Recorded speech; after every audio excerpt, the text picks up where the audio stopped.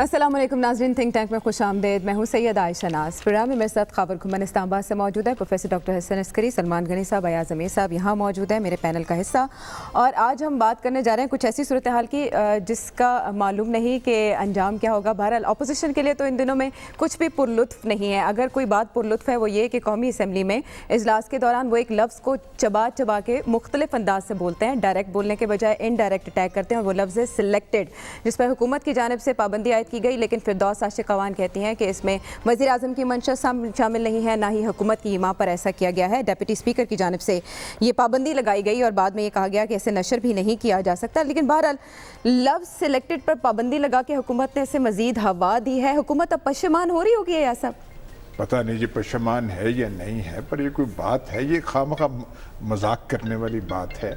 اب یہ جو ہیں جنہوں نے اس کا لقب تو دیا پہلے بلاول بھٹو نے، جی ان کو اعزاز جاتا ہے جی کہ انہوں نے اپنی وہ جو انوگرل سپیچ تھی اس قومی اسمبلی کی، تو انہوں نے کہہ دیا سلیکٹڈ پرائم، اور اس پہ ڈیسک بجائے وزیر اعظم نے شاہ محمود قریشی، لیکن وہ جو تھا کوئی اتنا زیادہ بات نہیں تھی، جی وہ ہو گئی۔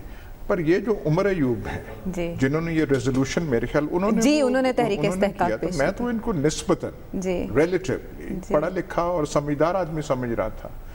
اب وہ وفاداری میں انہوں نے وہ کیا کہتے ہیں، more loyal then the king, شاہ سے زیادہ شاہ کے وفادار، اور یہ ان کے مذاق وہ پڑ گیا ہے۔ اب میرے خیال وہاں پہ وہ تقاریر جو کرتے ہیں کہ جی ہم یہ سلیکٹڈ فلانا کرنا چاہتے ہیں، سلیکٹڈ فلانا کرنا چاہتے ہیں، بات یہ ہے کہ آپ کو جھک نہیں مارنی چاہیے اور اپنے آپ کے ساتھ جھک کو جوڑنا نہیں چاہیے۔ جب آپ وہ جوڑ لیں تو پھر رات چلتے ہوئے بھی کوئی آواز کس دیتا ہے۔ یہ تو ہمارے گاؤں اور شہروں میں بھی ہوتا ہے کہ آپ نے کچھ ایسے ہو گیا، اگر آپ کہیں کہ میرے سر کی گنجے پن کی بات نہ کریں تو میں جہاں سے گزروں گا وہ کہیں گے اور گنجے، تو یہ تو آواز ایسے نکلے گی۔ تو میرے خیال انہوں نے اپنے لیے یہ کر دیا۔ اور پھر ایک اور بات ہے کہ تھوڑا سا سینس آف ہیومر ہونا چاہیے۔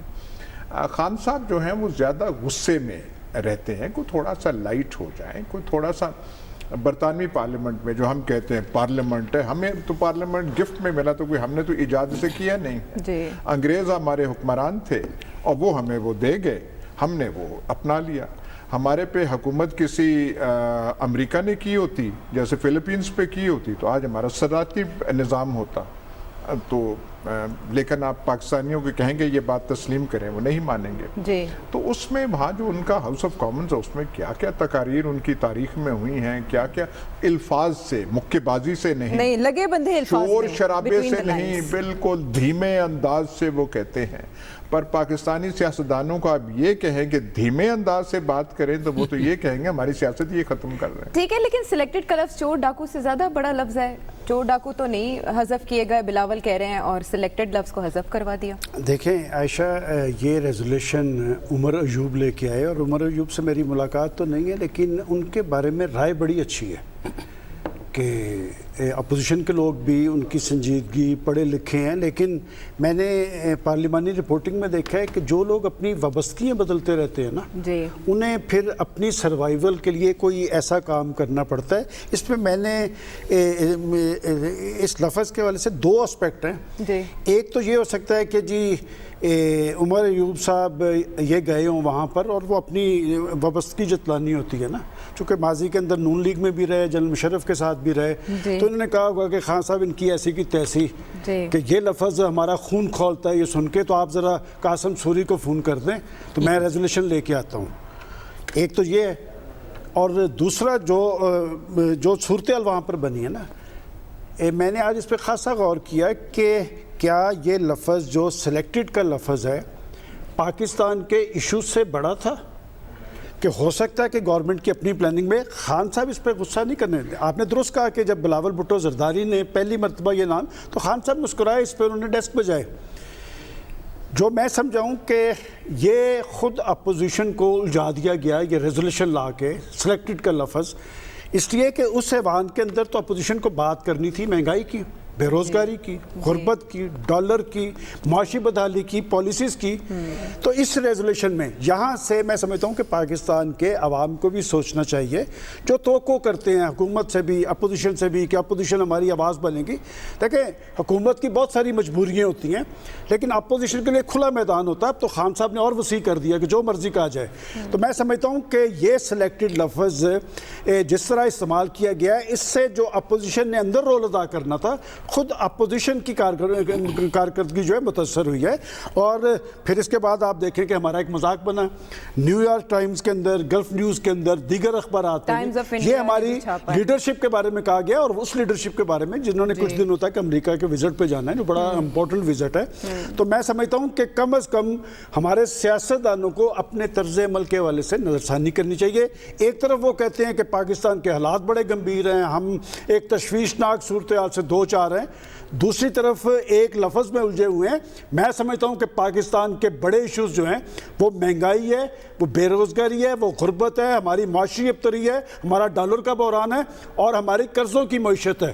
اور اپوزیشن کو اس پہ جو رول ادا کرنا چاہیے تھا وہ نہیں کیا. اچھا, لیکن یہ روز افزوں ہو رہے ہیں یہ سارے معاملات. ابھی وزیر اعظم یہ کہہ رہے ہیں کہ جو فوج کی نرسری میں پلے یا جنہیں عامر نے این آر او دیا, ان کے منہ سے سلیکٹڈ اچھا نہیں لگتا. تو چڑھنے کی وجہ تو بنتی ہے پروفیسر, سارے وہاں سے آئے ہوئے ہیں, کہاں سے سلسلہ شروع ہوا تھا.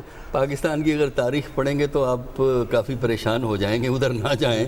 لیکن بات یہ ہے کہ ہماری جو قومی اسمبلی ہے نا, ان کے ممبران کی یہ خوبی یہ ہے کہ وہ غیر ضروری بحثوں میں پڑے رہتے ہیں. یہ بحث کہ سلیکٹڈ ہے, ٹھیک ہے, سلیکٹڈ کا لفظ کوئی اتنا اچھا لفظ نہیں, لیکن یہ ہے کہ ایک غیر ضروری بحث ہے. اگر اپوزیشن نے استعمال کر لیا تو آپ اس پہ طوفان کھڑا کر دیں, اور ڈپٹی اسپیکر صاحب نے کہا کہ اس کو استعمال بند کرنے کی ضرورت ہی نہیں تھی, آپ اس کو اگنور کریں.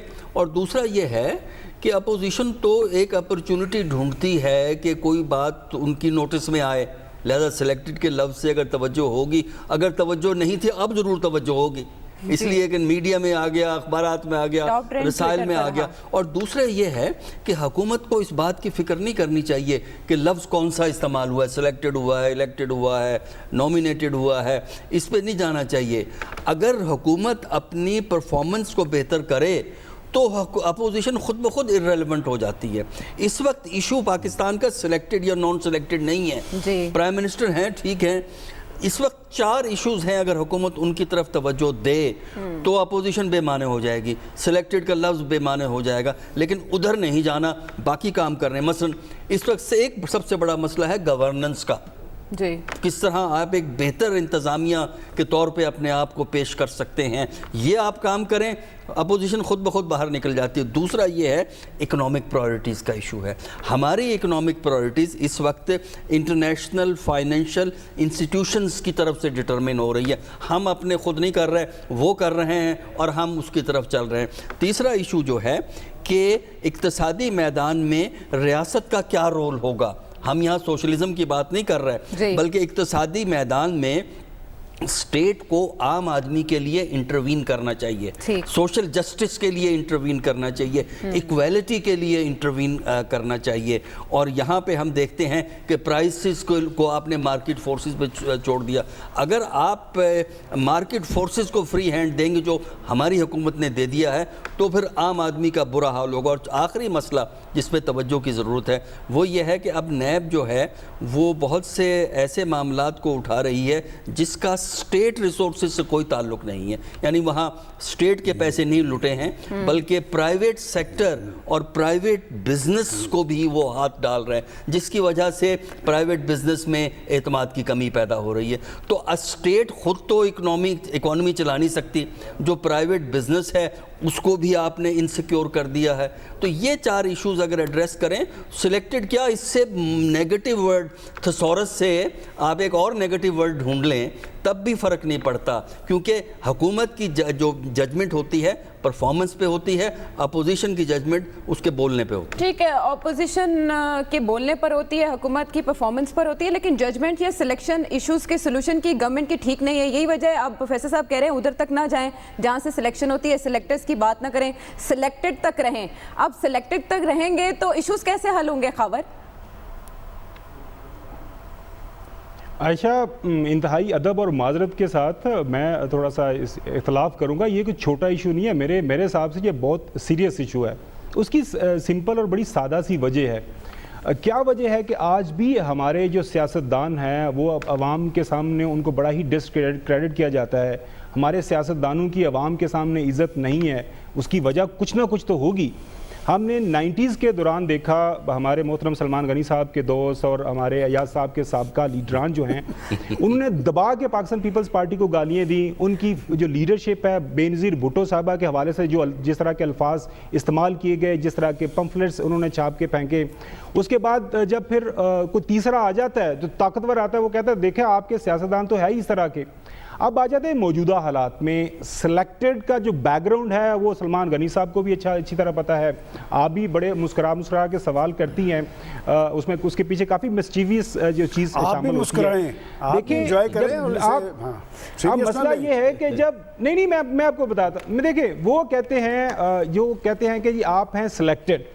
اب پاکستان تحریک انصاف کی طرف سے آتا ہے کہ جو بلاول بھٹو زرداری صاحب ہیں وہ ہیں ڈیفیکٹڈ, کیونکہ نہ ان کی پارٹی انہوں نے کوئی کام کیا. ایک دن انہوں نے ول دکھا دی, کہا کہ پارٹی ہماری ہے, کوئی پیچھے کوئی سٹرگل نہیں ہے, لہٰذا شروع دن سے ایک ڈیفیکٹڈ پارٹی چلی آ رہی ہے بینظیر بھٹو کے سامنے جانے کے بعد. اب حکومت جو ہے پاکستان مسلم لیگ نون کی لیڈرشپ کو کہتی ہے ریجیکٹڈ. ظاہر بات ہے عدالت عظمیٰ کی طرف سے ان کو ثابت کیا گیا ہے کہ آپ مجرم ہیں, چوری کی ہے, جیل سازی کی ہے, جس کی وجہ سے آپ صادق اور امین نہیں ہیں, لہٰذا آپ کو گھر بیٹھنا چاہیے. پرابلم ہمارے ساتھ یہ ہو رہی ہے کہ ہمارے سیاستدان یہ اس طرح کے جب ایشوز پہ آتے ہیں نا, کل کلاں کو جب تیسرا آئے گا نا, فرض کریں خدا نخواستہ اللہ نہ کرے ایسا ہو, حالات نہیں ایسے کہ ایسا ہو جائے, پھر یہی ہوگا کہ دیکھا آپ کے سیاستدان تو اس طرح کے غیر ضروری ایشوز کے اندر پھنسے ہوئے ہیں, ایک دوسرے کو اس طرح کا گالم گلوچ کرتے ہیں. میرے خیال میں یہ بڑا سیریس ایشو ہے. اس حوالے سے ہمیں بہت زیادہ ہمارے جو سیاستدان ہیں ان کو کیئرفل رہنا چاہیے.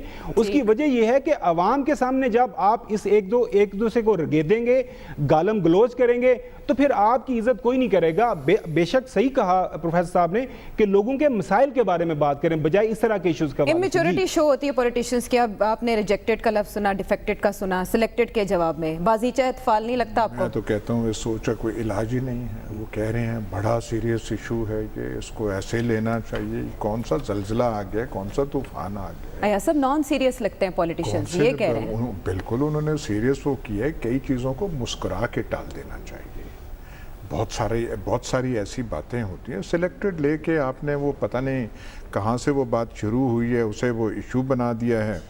آج جو ہیں وزیر اعظم آتے ہیں کچھ دنوں بعد قومی اسمبلی میں, وہ بھی تقریر شروع کرتے ہیں کہ ان کو زیب نہیں دیتا یہ لفظ استعمال کرنا سلیکٹڈ. بھائی مسکرا کے کہہ دو سلیکٹڈ کا وہ کام ہی نہ کرو, ان کی آپ بات کر دو. جی جو وہاں پہ ہنگامہ وغیرہ کر رہے ہیں یہ سمجھنا چاہیے کہ انہیں تکلیف بہت ہوئی ہے, نون لیگ کو اور پیپلز پارٹی کو. ان کے تو دل پہ اور جگر پہ زخم لگے ہیں. یہ کل ایک سال پہلے تک یہ حکومت کر رہے تھے یہاں پہ, سیاہ و سفید کے مالک تھے, جو مرضی ان کے جی من میں آتا تھا, جب ان کا دل کرتا تھا جہازوں پہ بیٹھ کے چین چلے جاتے تھے. بڑے بڑے بزنس مین بھی ساتھ ہوتے تھے. ظاہر ہے کہ ہمیں نام ان کے یاد نہیں رہتے کہ ان کے بیٹوں کے ساتھ کون کون سے بزنس مین اور کون سے پلازوں والے جو ہیں وہ ساتھ جاتے تھے, اور وہاں پہ وہ کر کے مطلب اتنی چوریاں پاکستان میں ہوتی رہی ہیں.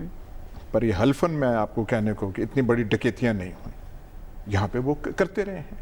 ہر جمہوریت کے نام پہ, فلانے کے نام پہ. یہ جو ہیں جو ہم وہ جائیں گے ان کے پوتیوں پہ اور اس پہ بھی بات ہوگی.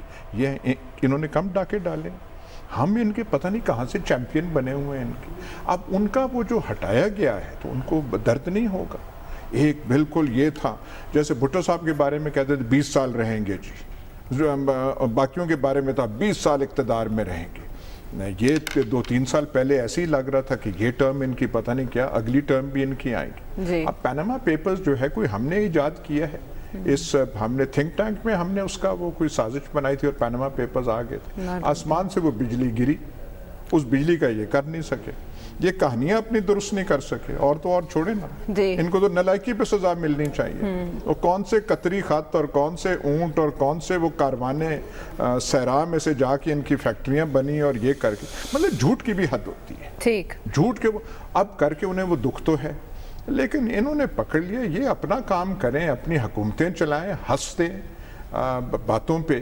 یہ جو سیریس زیادہ ہو جاتے ہیں, ہم بھی کوئی اس موضوع کے بارے میں زیادہ ہی سیریس ہو گئے, اتنا کوئی تہلکہ مچا دینے والی یہ بات نہیں ہے. غالباً اور ٹاپک نہیں ہے تو آج ہم نے سلیکٹڈ نہیں سر, ٹاپک بہت اہم ہے. شہباز شریف صاحب کی ایک سٹیٹمنٹ ہے, اس پہ بھی کریں گے بات. لیکن یہ جو بات خاور نے کی کہ سیاستدانوں کی عزت اس لیے نہیں کی جاتی کہ وہ اس طرح سے بیانات دیتے ہیں, امیچورٹی جو شو کرتے ہیں. میں ان سے ایگری کرتا ہوں اس بات سے کہ دیکھیں ایک باہمی عزت و تکریم کا رشتہ ہے. ایک زمانے کے اندر سیاستدانوں کے دکھ سکھ میں شامل ہوتے تھے, لیکن اس کو پیک پہ کون لے کے گیا؟ ماضی میں ذوالفقار علی بھٹو کے بارے میں بہت کچھ کہا جاتا رہا, یہ والے کہتے تھے.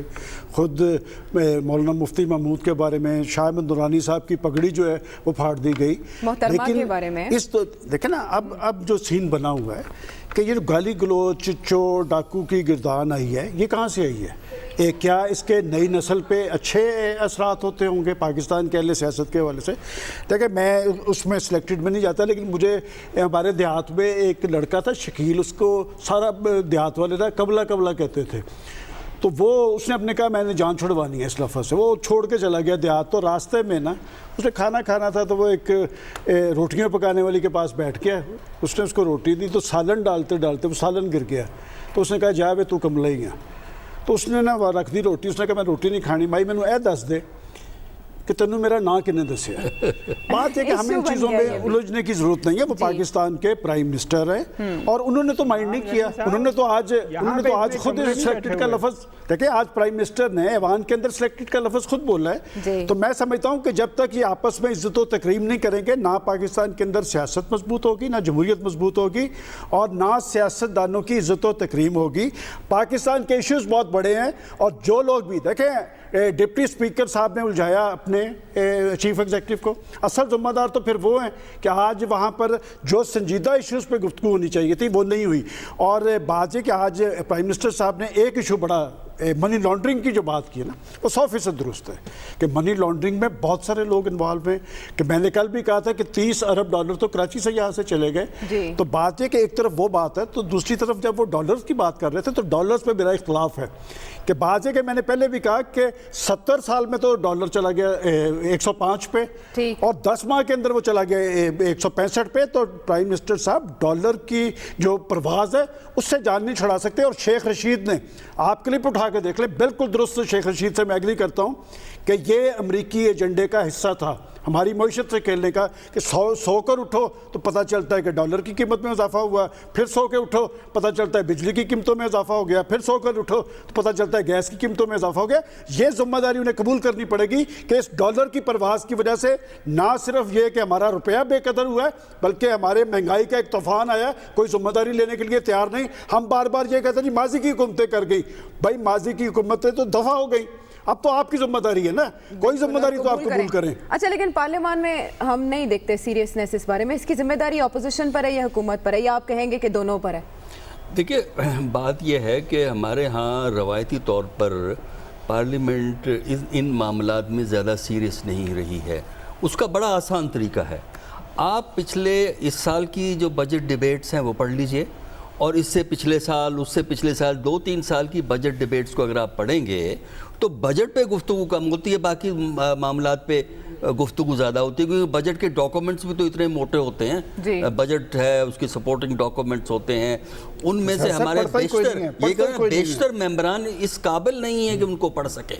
دیکھیے باہر بھی کوئی ایسے انٹلیکچول ممبران نہیں ہوتے باہر کے ملکوں میں, لیکن وہ ایفرٹ کرتے ہیں. مثلا یہ ہے اگر ممبر نے کوئی تقریر کرنی ہے باہر امریکہ یا برطانیہ میں, اس قسم کی ٹیکنیکل ایشو ہے, تو وہ عام طور پہ اس سے مدد لیتے ہیں. اس کے علاوہ ان کے ریسرچ اسسٹنٹس ہوتے ہیں جو کہ ان کو بتاتے ہیں کہ بھائی یہ ایشو ہیں, ان کو آپ ریز کریں. وہ بریف دیتے ہیں اور اس بریف کی بیسس پہ پھر گفتگو ہوتی ہے.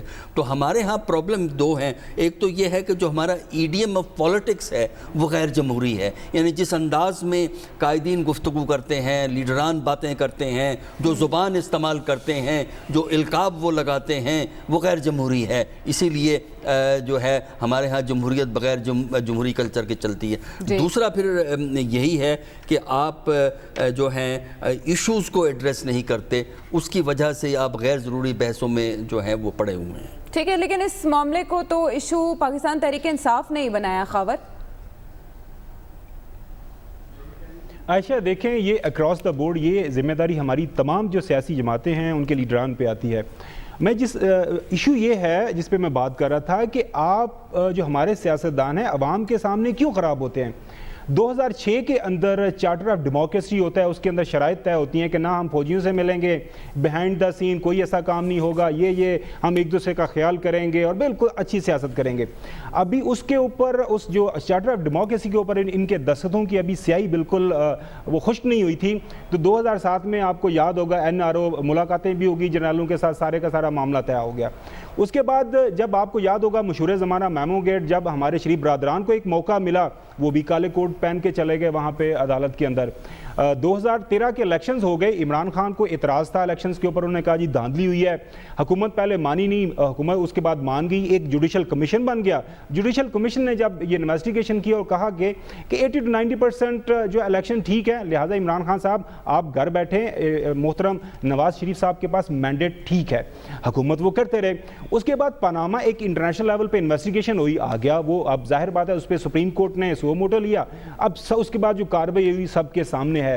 کہنے کا مقصد یہ ہے کہ ہمارے سیاستدانوں کو، اسپیشلی جو ہمارے نوجوان سیاستدان ہیں، ان کو یہ دیکھنا پڑے گا کہ کیا ہماری سیاست کو اسی روش پہ رہنا ہے.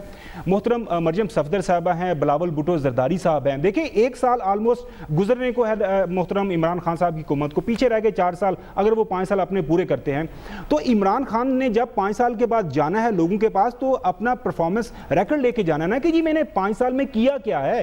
2008 سے 2013 تک پیپلز پارٹی نے جو بیڑا گرک کیا سب کے سامنے. 2013 سے 2018 میں پنجاب کے گاؤں کے رہنے والا ہوں، مجھے گاؤں کے اندر کوئی تبدیلی نہیں آئی. چاند ایک سڑکیں آپ نے بڑے لیول پہ ہو گئی. اگر آپ کو ابھی بھی اس پہ کوئی شک ہے تو جی ٹی روڈ پہ ٹریول کر کے دیکھ لیں. میں تو ہر دوسرے تیسرے ہفتے سفر کرتا ہوں، وہاں پہ ہاسپٹلز، وہاں پہ جو آپ کے تھانہ کچہری سارے کا سارا وہی پرانے کا پرانا نظام ہے. سیاستدان پرفارمنس پہ بات کریں بنتی ہیں، خاور کہہ رہے پرفارمنس کی بنیاد پہ بنتی ہے. پہلے تو ایک چیز یہ جو بخار ہمیں چڑھا ہوا ہے کہ سیاستدانوں کی عزت نہیں ہوتی. مجھے آپ یہ تو بتاتے ہیں کہ کون سے ملک میں سیاستدانوں کو عزت اور تکریم کی نگاہ سے دیکھا جاتا ہے؟ وکلاء کو عزت سے دیکھا جاتا ہے، صحافیوں کو عزت سے دیکھا جاتا ہے. یہ ایسے ہمارے کام ہیں، ایسے شعبہ جات ہیں جن کے بارے میں جو لوگ لکھ رہے ہیں وہ تھوڑا مزاحیہ انداز میں بولتے ہیں. ٹرمپ میں جو امریکہ میں سیاستدان ہیں انہیں عزت سے دیکھا جاتا ہے. سب سے زیادہ سیٹائر اور لیمپون سیاستدانوں پہ ہوتے ہیں. برطانیہ میں یہ جو وزیر اعظم بننے جا رہا ہے بورس جانسن، اور جو فرنٹ رنر ہے، اس کو کوئی عزت کہتے ہیں کہ فرنٹ رنر ہے، بڑی کوالٹیز ہے، عزت اور احترام. وہ تو کہتے ہیں کہ اس پہ تو اعتبار کیا نہیں جا سکتا، لیکن وہ فرنٹ رنر ہے کنزرویٹو پارٹی کا لیڈر بننے کے لیے. چائنا، ایران، سعودی عربیہ. اب سعودی عربیہ کو تو آپ رہنے دیں، میں کوئی کہوں گا تو آپ وہ سارا سن ہی نہیں سکیں گی. آپ وہ بات ہے. جو بڑے بڑے صحافی دنیا میں رہے ہیں انہوں نے اگر طنز کیا ہے تو سیاستدانوں پہ کیا. سیاستدانوں کو کوئی فرشتہ کوئی نہیں سمجھتا، کسی معاشرے میں نہیں سمجھتا. ہاں تحریک آزادی جب چلتی ہیں پھر ان کو آپ وہ جو ہے وہ بڑا وہ منڈیلا ہو گیا، قائد اعظم ہو گیا، گاندھی ہو گیا. جب وہ آزادی پوری ہو جاتی ہے، جب وہ حکومتوں میں جاتے ہیں تو پھر ان کا بھی پیڈسٹل سے وہ نیچے آ جاتے ہیں.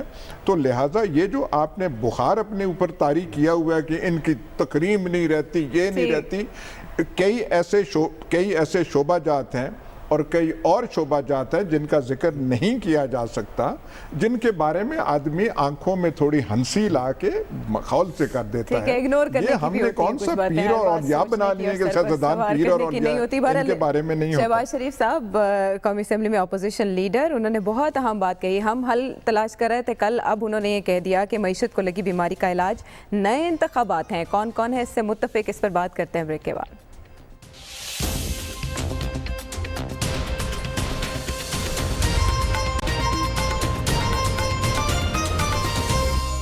ویلکم بیک ٹو دی شو. ناظرین، وزیر اعظم کے خلاف تحریک عدم اعتماد کی باتیں ہو رہی ہیں. ساتھ ہی کہا جا رہا ہے کہ مڈ ٹرم الیکشن کرائیں اگر آپ معیشت کو لگی بیماری کا علاج کرانا چاہتے ہیں، اور یہ سب کچھ اور نہیں. شہباز شریف صاحب کہہ رہے ہیں یہ ساری باتیں، اور ان کا یہ کہنا ہے کہ اب وہ پی ایس سی کی صدارت بھی چھوڑے جس سے وہ کچھ عرصہ چمٹے رہے. وہ باہر گئے اور اس دوران اعلان ہوا, پھر اعلان واپس ہوا. یہ اے پی سی میں فیصلہ ہوا ہوگا مڈ ٹرم انتخابات کے, تو اس سے ہٹ کے لگتا ہے اس میں تو ایسا کوئی اعلان سامنے نہیں ہے. عائشہ بات سنیں, اس موضوع کا کوئی تک ہے, کوئی بات بن رہی ہے, کوئی مڈ ٹرم الیکشن کی بات ہے, کوئی مطلب کوئی کرائسس آ گیا ملک میں؟ بے وقت کی راگنی آپ کہہ رہے ہیں؟ کوئی ہے ہی کوئی نہیں, نہ سر ہے نہ پیر اس چیز کا.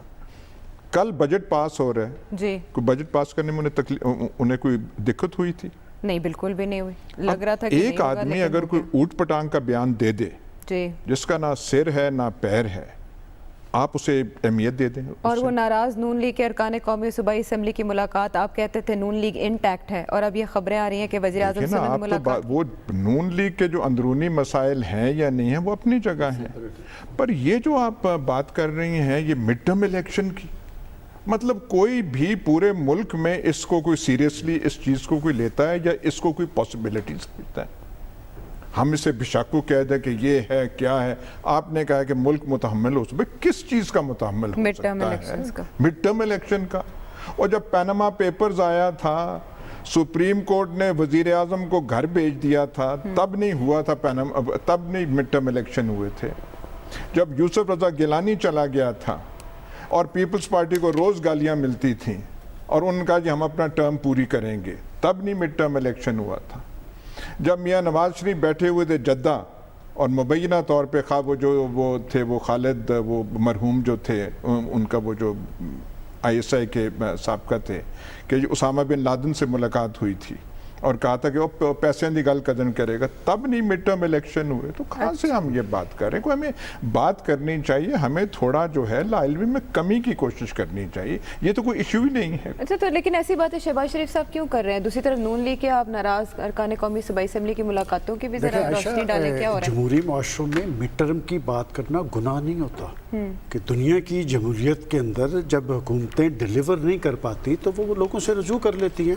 اور پاکستان کی سیاست پہ بھی کون سی ایسی حکومت رہی ہے جس کے دور میں اپوزیشن نے مڈ ٹرم, کیا عمران خان صاحب نے 2 سال پہلے مڈ ٹرم الیکشن کا شور نہیں تھا ڈالا کہ جی لوگوں کے بیچ میں گناہ نہیں ہے؟ لیکن میں سمجھتا ہوں کہ اگر اپوزیشن لیڈر نے یہ بات کی ہے, اصل ایشو یہ نہیں ہے کہ جی پاکستان کے اندر مڈ ٹرم الیکشن کے بعض ملک متمل نہیں ہو سکتے. میں سمجھتا ہوں آج پاکستان اس بات کا متمل نہیں ہو سکتا.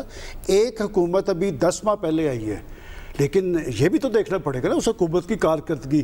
یہ تو نہیں ہوتا کہ جی وہ 5 سال جو مرضی کرتے پھریں کہ آج پاکستان کے اندر کیا چیز ڈسکس ہو رہی ہے, حکومت کی کارکردگی. اس سے پہلے پاکستان کے ہاں یہ چیز ڈیفرنٹ ہوئی ہے کہ ہمیشہ مڈ ٹرم الیکشن کی بات, حکومتوں کے خلاف چارج شیٹ کی بات, نئے انتخابات کی بات کوئی 2-2.5 سال بعد شروع ہوتی ہے. آل پارٹیز کانفرنس کے خود عمران خان صاحب بھی حصہ بنتے رہے. کیا اے پی ڈی ایم میں نواز شریف کے ساتھ نہیں بیٹھے ہوئے تھے؟ یہ سب سارا پاکستان کی تاریخ کا حصہ ہے. اگر اپوزیشن لیڈر یہ بات کر رہے ہیں تو اپوزیشن ساتھ ان پیج پہ دیکھیں, اس سے پہلے تو آپ کو پتہ نہیں کہ یہ تو حلف لینے کے لیے تیار نہیں تھے. یہ اراکین اسمبلی تو اس اسمبلی کا حلف لینے کے لیے تیار نہیں, تو جہاں پر یہ گناہ بن گیا.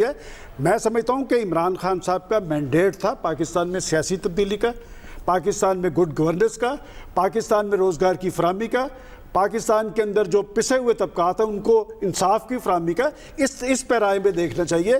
میں سمجھتا ہوں کہ عمران خان صاحب کو جو مینڈیٹ ملا ہے کیا وہ اس پہ پورا اترے یا نہیں. ہم نے تو یہ سوچا تھا کہ خان صاحب آئیں گے. میں ذاتی طور پہ میں یہ قسمن کہتا ہوں کہ ہم یہ سمجھتے تھے کہ ان کے آنے سے سیاسی تبدیلی آئے گی, خاص طور پہ پاکستان کے نوجوان جو ہاتھوں میں ڈگریاں لے کے لاکھوں کی تعداد میں نکلتے ہیں وہ اکاموڈیٹ ہوں گے. آج 10 ماہ کی حکومت میں 10 لاکھ لوگ بے روزگار ہو گئے. میں ایسی آرگنائزیشن کو جانتا ہوں جہاں آدھے لوگ انہوں نے فارغ کر دیے, اور ہم بیٹھ کے ان کو پوچھیں ان کو بیٹھ کے ایسی حکومتوں کو کہ جو آتے ہیں مسند اقتدار پہ پہنچتے. میں تو بڑا ڈر کے کہتا ہوں کہ اسلام آباد بڑا بے وفا شہر ہے کہ وہاں جو پہنچتا ہے وہ پھر پاکستان کے پسے ہوئے طبقات کی طرف, مہنگائی زدہ عوام کی طرف دیکھنے کی بجائے وہاں پر ان کی اپنی ایک دنیا ہے اور اسی دنیا میں انہیں سب کچھ اچھا نظر آ رہا ہے. تو اس نے گناہ نہیں کیا مڈ ٹرم الیکشن کی بات کر کے, لیکن پاکستان ایسے کسی الیکشن کا متبل نہیں ہو سکتا. بات یہ ہے کہ آج سے چند ہفتے پہلے شاہد خاقان عباسی نے بھی یہی بات کہی تھی کہ مڈ ٹرم ہونا چاہیے, اور مولانا فضل الرحمان تو ہر وقت تیار ہیں اس معاملے کے لیے. لیکن میرے نزدیک یہ جو بیان ہے یہ صرف بیان برائے بیان ہے, اور یہ جو ہے نا یہ ٹھیک ہے مڈ ٹرم کا مطالبہ کر سکتے ہیں لیکن ٹائمنگ غلط ہے. وجہ یہ ہے کہ جو اسمبلی میں جب بجٹ پاس ہو جاتا ہے تو اس کا مطلب یہ ہے کہ اسمبلی کی میجورٹی کی سپورٹ ان کو موجود ہے، اور بجٹ پاس کرانے میں کوئی دقت نہیں ہوئی. ہمیں پتہ تھا کہ دقت نہیں ہوگی، یہ بات ہم نے یہاں کہی تھی پروگرام میں. اس کے بجٹ پاس ہونے کے بعد ایک دن کے بعد بیان دے دیتے ہیں کہ جی مڈ ٹرم الیکشن ہو. تو اس لیے میرے نزدیک اس سٹیٹمنٹ کا اس وقت کوئی تک نہیں ہے. اور وہی بات جو پہلے چل رہی تھی کہ سیاستدانوں کی عزت نہیں ہوتی، وہ اس لیے نہیں ہوتی کہ اس قسم کے بیان جو یہ شو کرتے ہیں کہ غالباً اگرچہ بہت تجربے کار انسان ہیں اپنے شہباز شریف، لیکن اس کے باوجود وہ ایک ایسا بیان دے دیتے ہیں جس سے لگتا ہے کہ انہیں پارلیمنٹری سسٹم کے مینرز کا نہیں پتہ.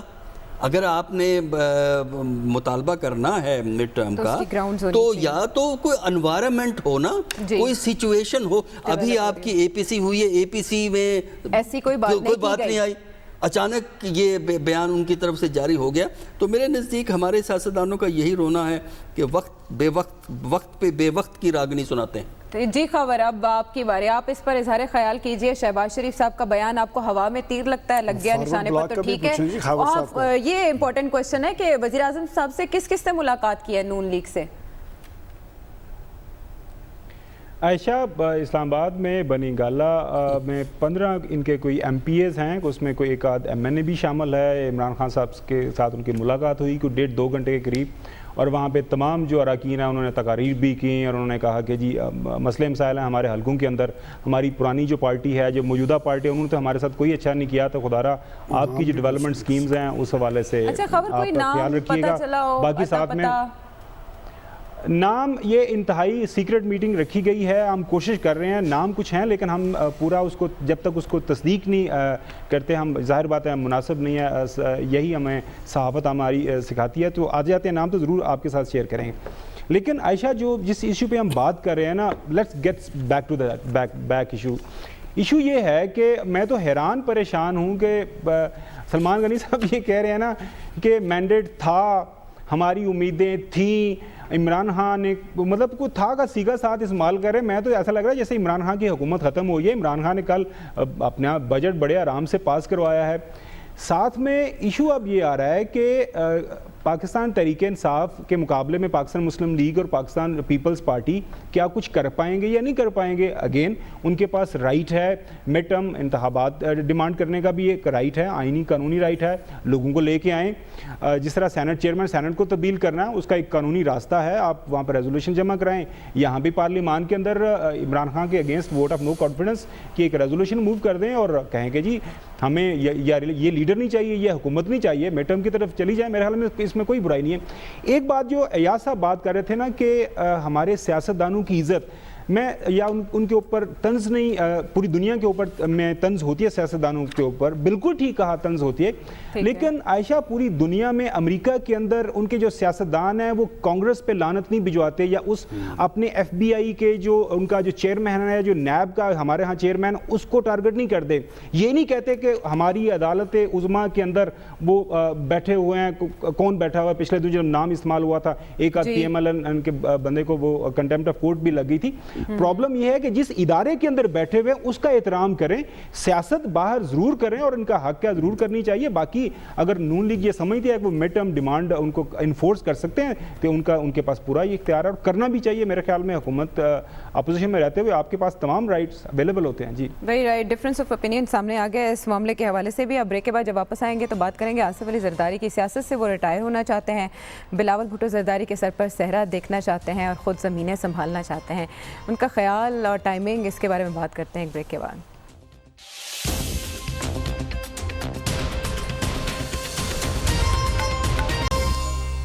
ویلکم بیک ٹو دا شو. سابق صدر آصف علی زرداری، جنہیں منجھا ہوا سیاستدان سمجھا جاتا ہے، مفاہمت کے وہ کنگ کہلاتے ہیں، اب جب وہ نیب کی کسٹڈی میں ہے تو ان کی جانب سے یہ کہا جا رہا ہے کہ وہ سیاست سے رخصت ہونا چاہتے ہیں، وہ آرام کرنا چاہتے ہیں، وہ اپنی زمینیں سنبھالنا چاہتے ہیں اور وہ بلاول کی شادی کرنا چاہتے ہیں. بلاول نے مکمل سیاسی محاذ سنبھالی، اب انہیں کوئی فکر نہیں ہے. یہ ٹائمنگ میٹر کری ہے، خود مائنس ہونا چاہ رہے ہیں. واٹ از دس؟ انہوں نے یہ نہیں کہا کہ میں سیاست میں آرام کرنا چاہتا ہوں. انہوں نے کہا کہ میری عمر اب یہ ہے، میں زمینیں سنبھالوں، پوتے پوتیوں سے میں کھیلوں. اشارتاً کہنا تھا لیکن دیکھیں مجھے کہاں پھنسا دیا گیا ہے کہ جیلوں میں، پر میں نے پہلے بھی جیل میں جا چکا ہوں، یہ بھی کاٹ لیں گے. یہ تو ایسے لگتا ہے کہ جیسے وہ درویشانہ 7 شریف سے ہوتے ہوئے آ کے انہوں نے یہ ایسے باتیں کی ہیں. ترک دنیا. جہاں تک وہ زمینیں سنبھالنے کی بات ہے, کوئی پوچھ تو لے ماں بدولت سے کہ آپ کے ورثے میں زمین تھی کتنی اور اب جو ہے وہ کتنی ہو گئی ہے, اور یہ اگر زیادہ ہے تو وہ آئی کہاں سے ہے. ان کے جو سسر تھے اور وہ نامور آدمی تھے, سر شاہنواز کے بیٹے تھے, ان کی زمین تھی 35,000 ایکڑ, جو بہت بڑی ہے, لیکن وہی جاگیر تھی اور کچھ نہیں تھا. اب جو ہیں جو یہ ہونہار ان کے داماد ہیں, ان کی کہیں زیادہ, وہ تو ذوالفقار علی بھٹو کو کہیں پیچھے چھوڑ گئے. ذوالفقار علی بھٹو کی کوئی مل شل کوئی نہیں تھی. یہ جو 17 ملیں ہیں اس کی کوئی ایک پلاٹ بھی اسلام آباد میں نہیں تھا. جب اسلام آباد بنا تھا تو فورن منسٹر تھا, ایک سے زیادہ پلاٹ لے سکتا تھا, نہیں لیا. یہاں پہ کوئی نہیں تھا. یہ سارے بلاول ہاؤس جو ہیں وہ ہمارے کون مہربان ہے جن کا نام یاد نہیں رہتا, جن کی وجہ سے وہ سارے وہ کون سے وہ فلانے کون سا اعظمیر ٹاؤن میں کہیں پتہ نہیں کہ کام کے بندوں کے نام ہے وہ بھول جاتے ہیں, وہ کئی دفعہ بھول جاتے ہیں. یہ ساری یہ بات کی بات ہے, وہ آئی کہاں سے. کہتے ہیں اب میں نے وہ یہ کرنا ہے.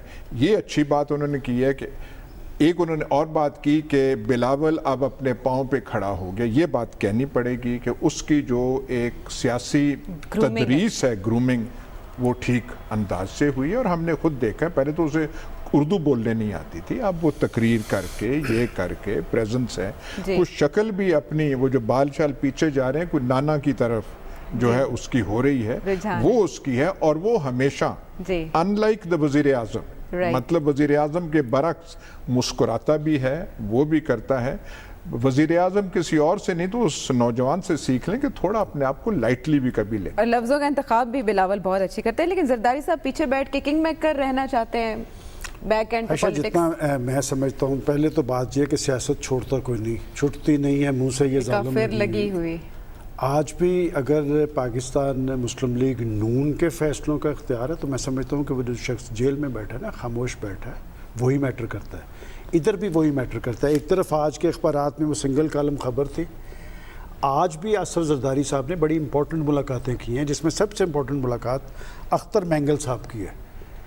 وہ جو 15 ارب بلوچستان میں ڈیولپمنٹ فنڈ لے گئے ہیں, ابھی بھی وہ کہتے ہیں کہ 18 امینڈمنٹ اور NFC کے حوالے سے ہم اپوزیشن کے ساتھ کھڑے ہیں. جی. تو پہلے تو میں یہ بات کہوں گا کہ اختر مینگل صاحب کو اگر فیڈرل گورنمنٹ نے 15 ارب بلوچستان کے لیے دیا ہے تو 15 ارب میں سے کم 10 ارب ضرور لگ جانا چاہیے, کیونکہ وہاں پر احساس محرومی ہے. بلوچستان سے پرائم منسٹر بھی بنے, اہم عہدوں پہ بھی لوگ آئے, چیئرمین سینٹ بھی ہے. بلوچستان کے احساس محرومی کے ذمہ دار وہ کہتے ہیں اسلام آباد ہے. میں سمجھتا ہوں کہ بلوچ لیڈر ہیں کہ اس طرح وہاں پر جو ڈیولپمنٹ فنڈ جاتا ہے کہاں جاتا ہے سب کو پتہ ہے. اب بات یہ ہے کہ جی یہ بات درست ہے, میں یاد صاحب سے ایگری کرتا ہوں کہ بلاول نے گین کیا ہے. اور ادھر دوسری سائڈ پہ بھی دیکھ لیں, میں نے پچھلے دنوں بھی کہا تھا کہ جی پارلیمانی محاذ جو ہے شہباز شریف صاحب کے پاس ہے اور سیاسی محاذ جو ہے مریم نواز کے پاس ہے. ان کی سیاست سے آپ اختلاف کر سکتے ہیں ان کے خیالات سے, لیکن میں یہ ضرور کہوں گا کہ وہ شہباز شریف صاحب اور نواز شریف صاحب سے بہت بہتر تقریر کرتی ہیں جو بھی ان کے خیالات ہوتے ہیں. لہٰذا جو نئے لوگ آ رہے ہیں انہیں آنا چاہیے, انہیں جو بامبی جو عزت و تکریم ہے وہ ضرور, چونکہ آج ہم جب سیاستدانوں کو ٹارگٹ کرتے ہیں, میں یاد صاحب سے اختلاف کروں گا کہ دنیا بھر کے لیڈروں کی کوئی عزت نہیں ہوتی. لیڈروں کی عزت ہونی چاہیے, خاص طور پہ جو ہمارا چیف ایگزیکٹو ہے, خواہ کوئی بھی ہے, اس کی عزت و تکریم نہیں ہوگی تو پاکستان کے اندر کسی کی بھی عزت و تکریم نہیں. اور ہمارے ہاں جرنلزم میں لوگ اپنے سینئرز کی عزت کرتے ہیں, اور مجھے نہیں پتا کہ کون سے وکلا کی بدنامی ہوتی ہے. جو سینئر وکلا ہیں ان کی عزت ہوتی ہے, تو لہٰذا سیاستدانوں کو بھی ایک دوسرے کی عزت کرنا سیکھنا چاہیے. اچھا, مہاتیر محمد بھی ہیں اسی فہرست میں, طیب اردوان بھی ہیں, ہم مودی ان کو, نریندر مودی کو بھی دیکھتے ہیں جو ان کو اپریشیٹ کرتے ہیں, جو نہیں کرنا وہ نہیں کرنا. لیکن coming back to the question, Zardari sahab اس بیان سے ٹائمنگ کے اعتبار سے کچھ حاصل کرنا چاہتے ہیں؟ دیکھیے, اس میں ایک تو یہ ہے کہ یہ ایک اچھی پازیٹیو بات ہی کہی ہے کہ وہ اپنی نئی جنریشن کے لیے یعنی بلاول کے لیے سپیس کریٹ کرنے کی جو ہے وہ بات کر رہے ہیں. دوسرا میرا خیال ہے اس کا ایک سگنیفیکنس یہ بھی ہو سکتا ہے کہ جس مشکل میں اس وقت پھنسے ہوئے ہیں اس کے حوالے سے انہوں نے یہ بات کہی کہ میں سائڈ پہ ہو جاؤں گا اس لیے انہوں نے یہ جو ہے وہ بیان جاری کیا. ویسے ایک بات کا آپ خیال رکھیں کہ اگر بے نظیر بھٹو شہید نہ ہوتی نا تو آج سے بہت پہلے جو ہے آصف علی زرداری نے یہ کام شروع کر دیا ہوتا. زمینیں دیکھنے کا اگر بے نظیر بھٹو زندہ ہوتی تو ایکٹیو پالیٹکس میں وہ انہوں نے نہیں ہونا تھا. لہذا وہ بہت پہلے یہ کام شروع کر گئے. وہ تو ان کی شہادت کے بعد لیڈرشپ ان کے سر پہ آگے رہی نا پارٹی کی, اور وہ انہوں نے ایک ایکٹیو ہوئے.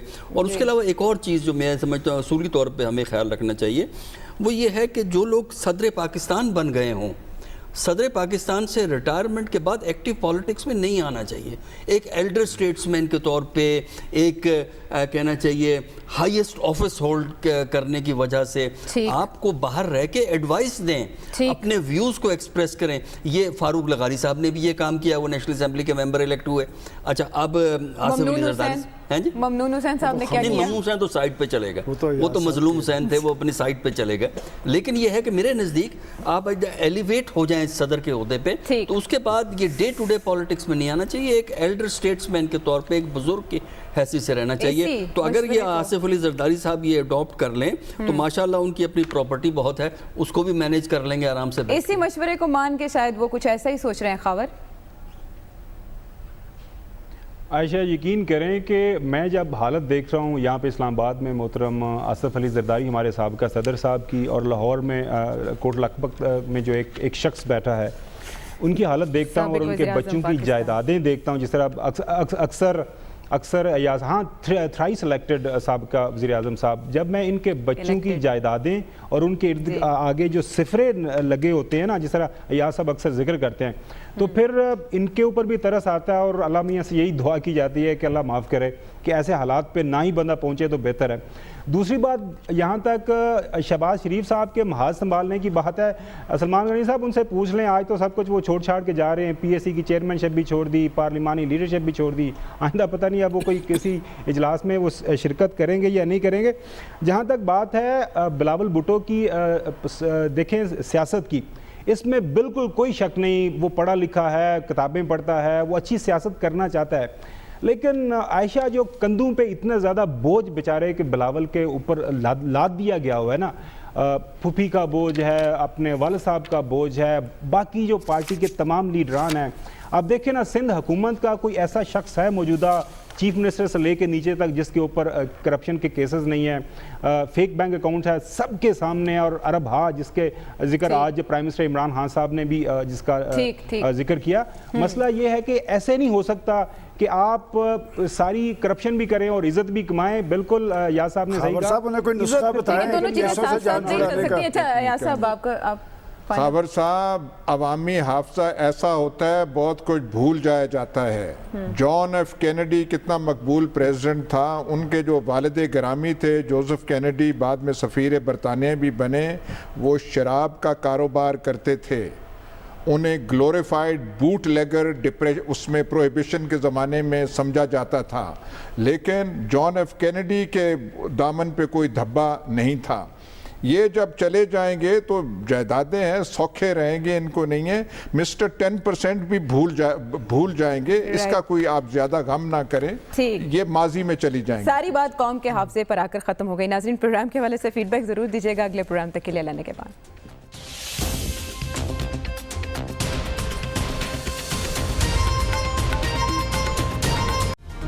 Hi, it's Sayyeda Shanaz here. Thank you for watching Dunia News. For more videos and updates, don't forget to click the subscribe button. Keep watching Dunia News.